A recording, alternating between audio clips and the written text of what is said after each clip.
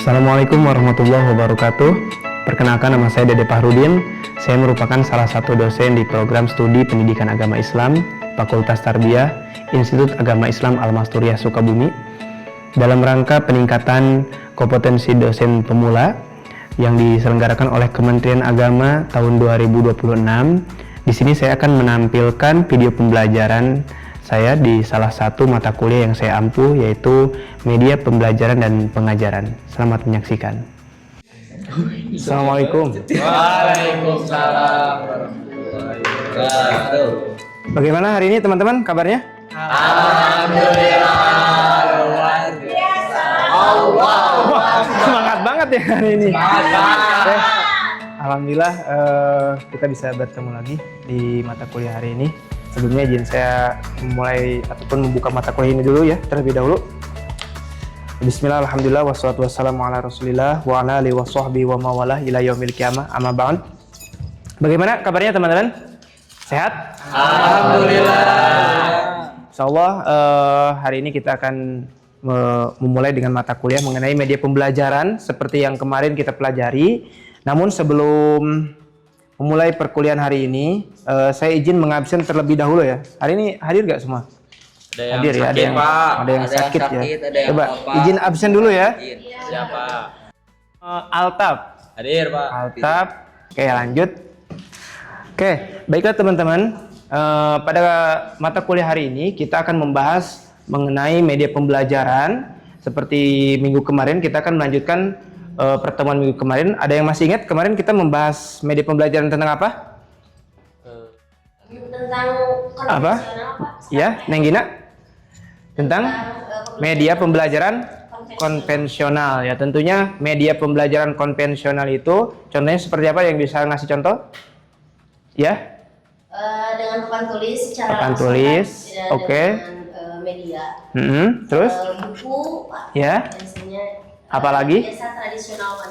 Oh iya, karena seperti yang Bapak sampaikan bahwa tidak ada media pembelajaran yang baik dan efektif, melainkan yang ada itu adalah media yang digunakan secara baik dan efektif gitu ya. Mau itu papan tulis segede apapun misalkan ya, kalau digunakannya tidak efektif ya tetap aja. Ataupun buku sekeren apapun kalau tidak digunakan secara bagus ya sama saja gitu ya.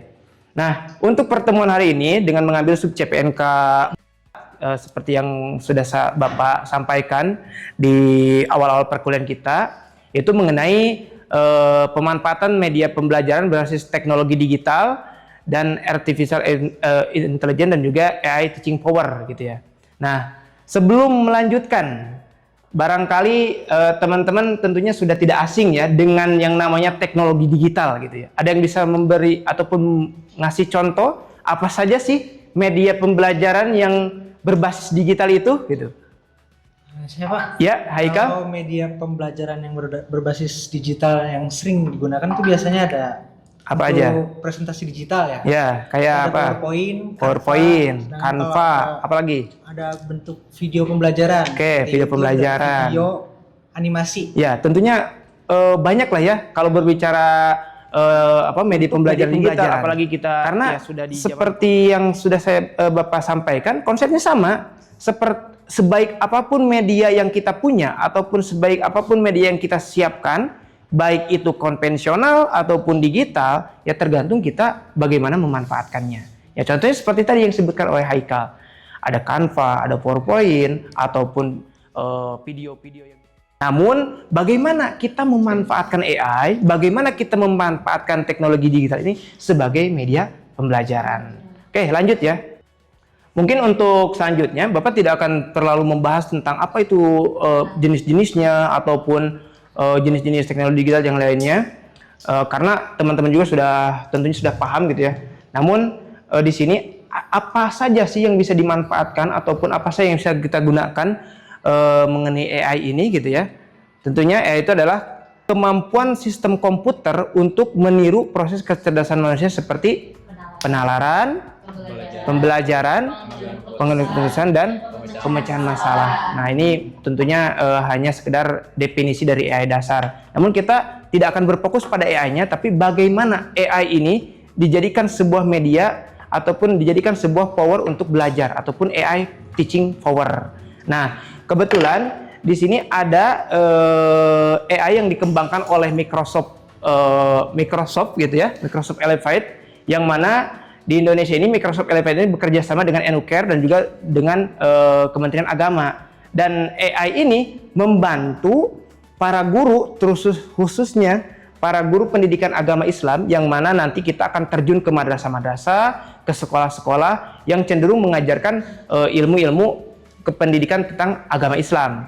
Mungkin salah satunya nanti kita bisa menggunakan AI ini untuk menyampaikan media pembelajaran kayak tahsin, pembelajaran ejaan Al-Quran, tajwid, terus juga tauhid dan yang lainnya gitu ya. Oke, lanjut.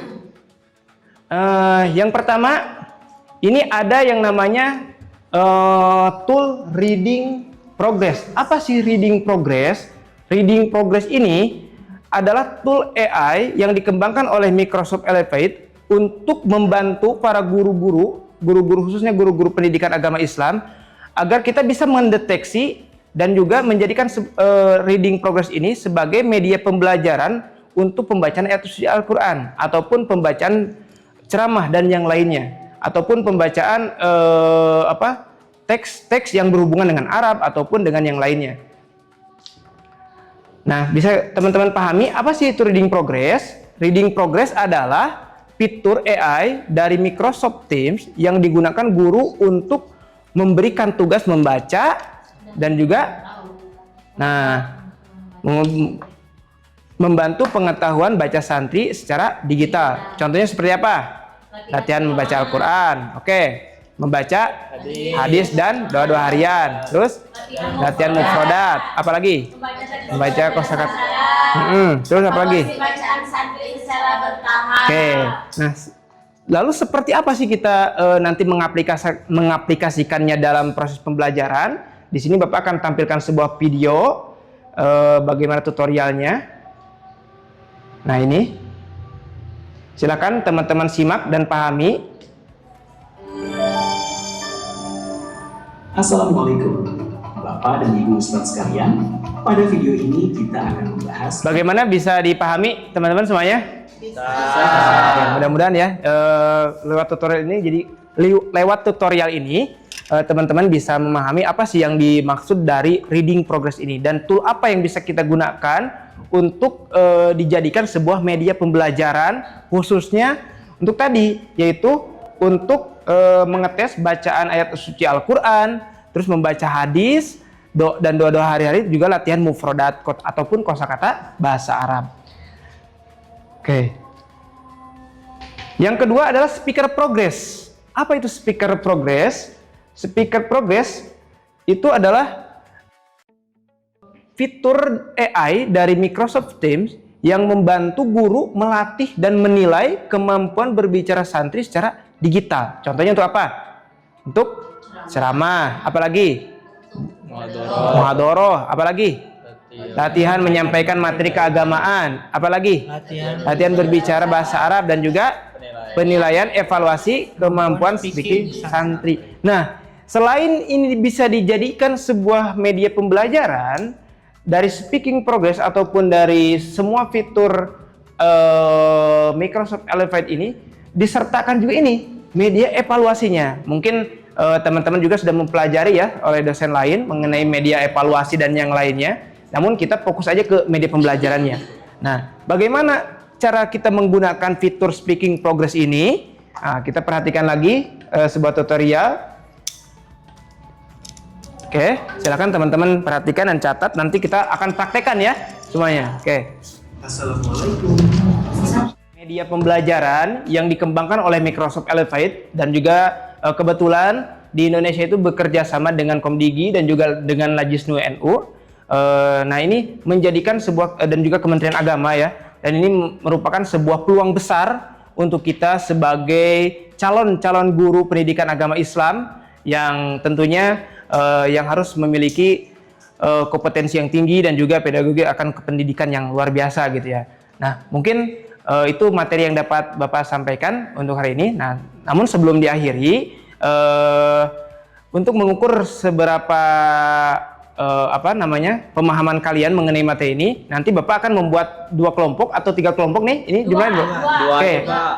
2 kelompok ya. Silahkan dari masing-masing kelompok udah bagi aja ya, 2, yang ini cowok dan ini yang cewek. Dibagi 2 kelompok. Silahkan teman-teman analisis pertama. Analisis tentang keefektifan dari Microsoft ini ataupun Microsoft Elevator ini. Yang kedua, bandingkan antara kelebihan dan kekurangan penggunaan media konvensional dengan media digital, serta berikan juga contoh penggunaan di dalam kelasnya. Silakan teman-teman buatkan. Nanti setelah dibuatkan, teman-teman presentasikan dari tiap-tiap kelompok.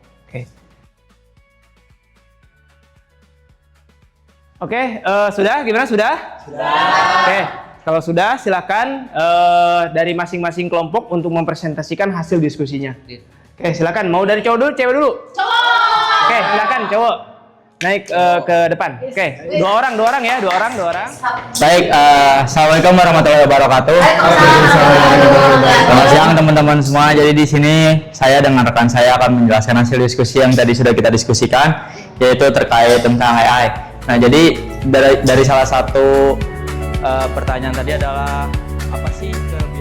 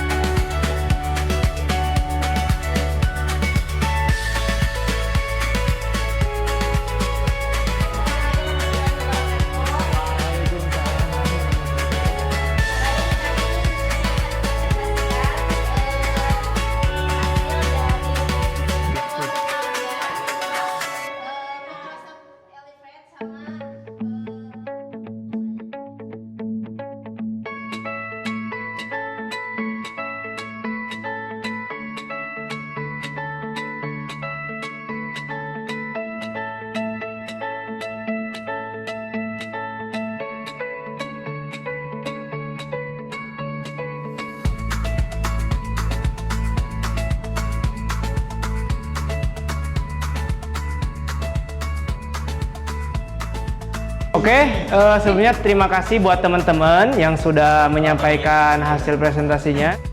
Sampai sini ada yang ingin ditanyakan? Tidak, Pak. Oke, karena tidak ada yang ingin ditanyakan, maka Bapak akan menguji pengetahuan kalian selama pembelajaran ini menggunakan kuis yang telah Bapak siapkan. Silakan yang belum masuk bisa masuk terlebih dahulu. Silakan scan dulu barcode-nya, nanti kita lihat hasilnya ya. Siap, Pak. Oke, ini baru Syaban yang masuk. Yuk. Oke, silakan mulai teman-teman. Nah, 3, 2,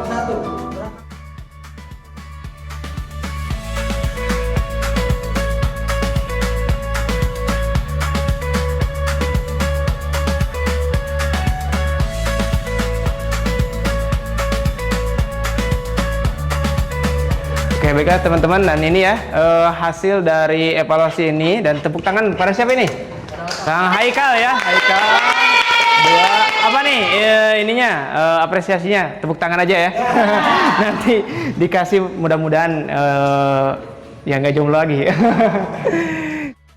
Baiklah teman-teman, karena tidak ada yang ditanyakan dan juga tidak ada yang ingin didiskusikan lagi, mungkin untuk pertemuan hari ini kita cukupkan sampai sini. Nanti seperti biasa untuk materi hari ini Bapak share ke ketua kelasnya, nanti sama ketua kelas di-sharekan ke grup ya.